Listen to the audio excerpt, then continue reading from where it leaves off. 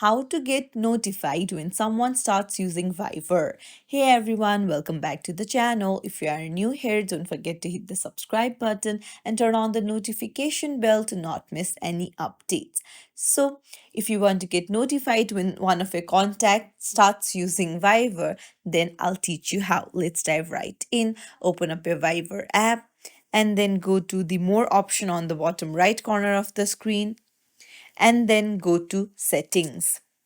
Now here tap on notifications and make sure that the notifications is toggled on, and then scroll down and you'll find contacts joined Viber. So it says that you'll get notified when someone from your contacts has joined Viber. So you need to toggle it on. And that's it. It's as simple as that. If you found this tutorial helpful, don't forget to like and subscribe to our channel for more tips and tricks.